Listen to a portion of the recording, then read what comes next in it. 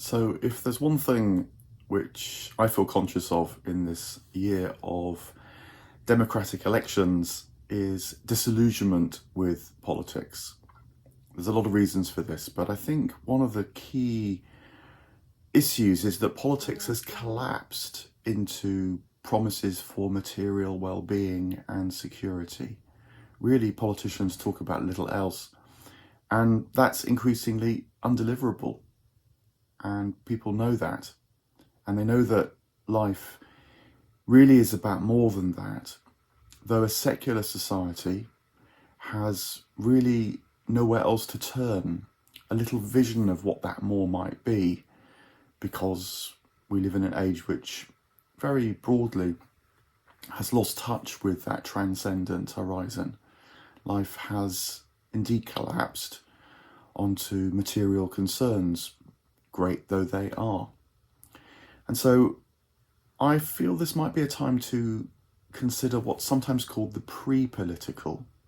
This is what matters before politics, before policies, before the politicians fight over the footnotes, before the confrontations are staged in an effort to try and generate vision and excitement.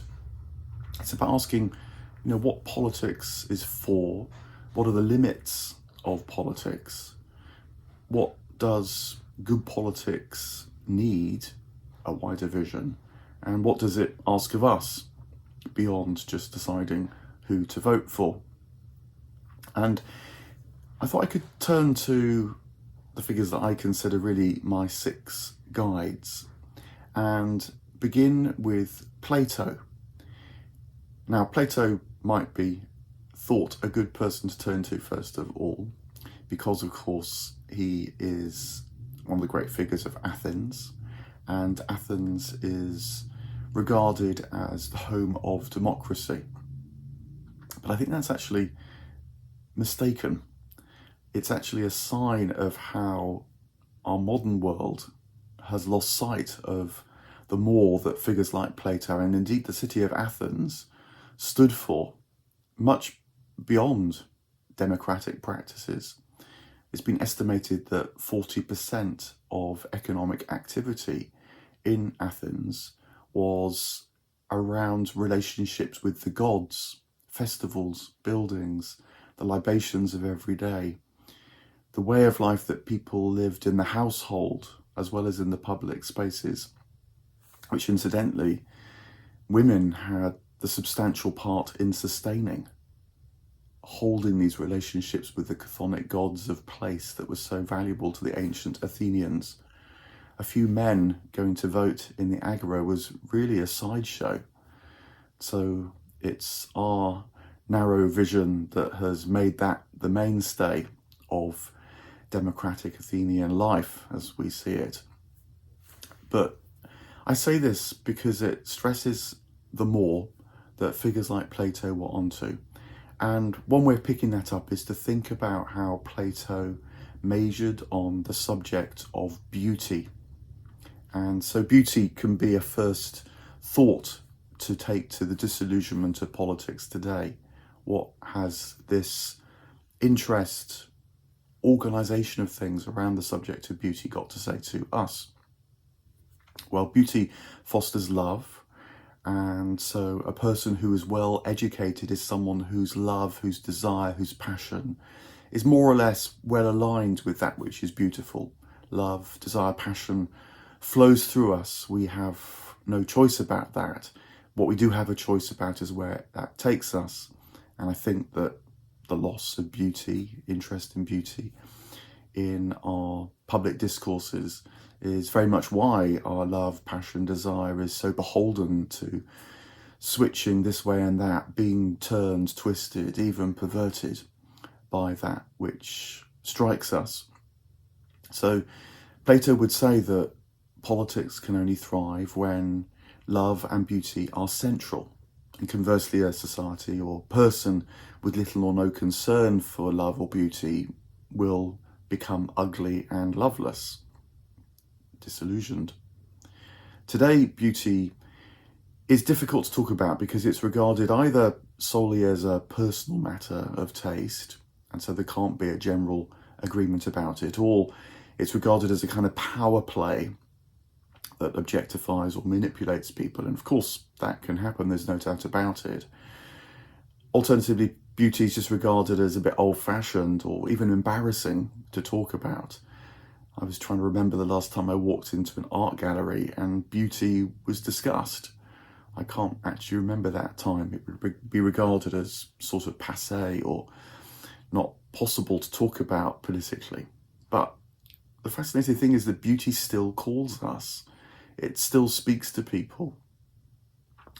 We can't deny that. We love beautiful things, and it invites the best, but also can be critiqued and discerned. I think this is the important point about beauty, is not that we agree on what's beautiful, but that we can't stop talking about it.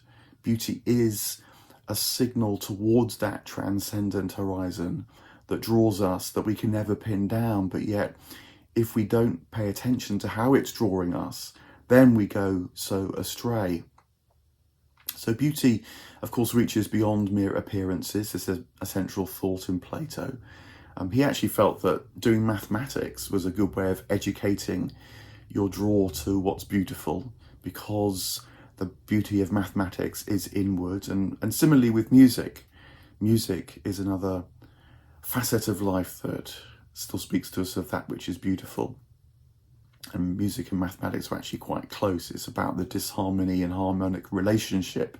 It's about how resolution is found. It's about how nuance and subtlety can be sustained.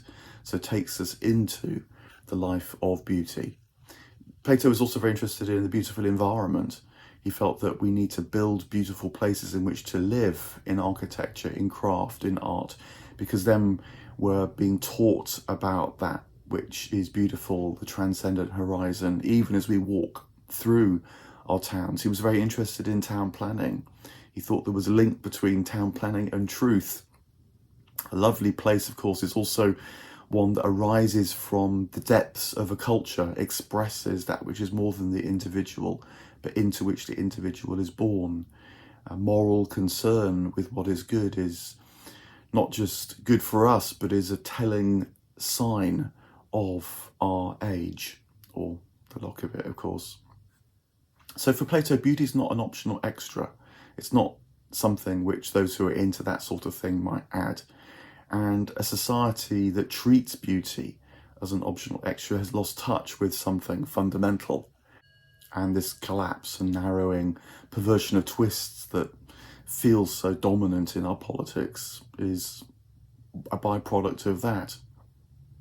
He felt that beauty leads us into more, and that's what the human soul needs, more than the material.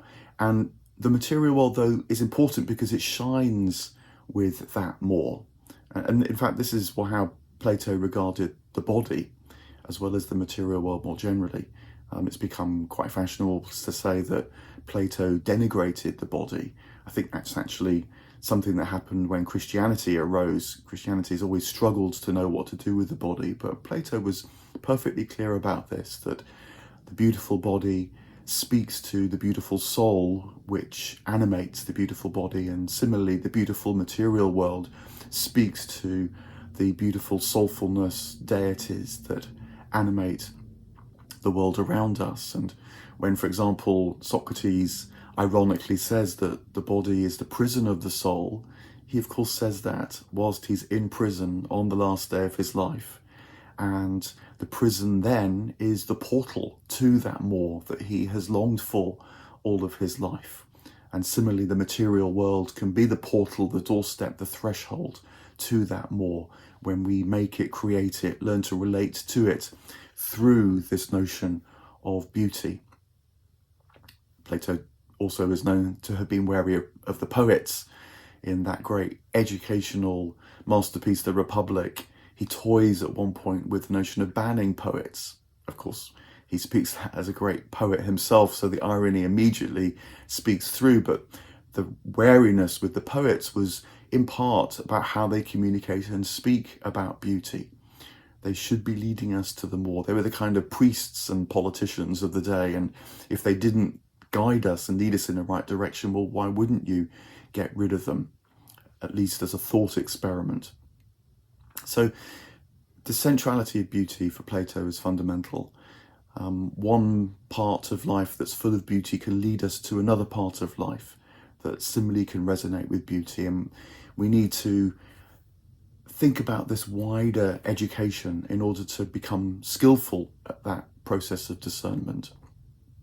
That wider education, of course, would be one thing that is lacking today. So as you're listening out for beauty in politics, as the coverage of elections hits you, think about beauty. Think about the disillusionment and how seeking beauty might begin to address that. We probably have to turn elsewhere than our politics to find that now.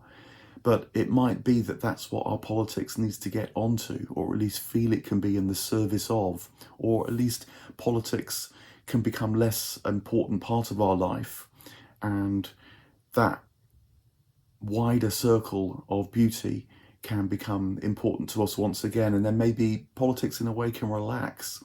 It can learn about its limitations, because we human beings, we citizens, have learnt more about what actually matters, and beauty is a key guide. I think that's one of the things that one of my guides, Plato, can bring to us.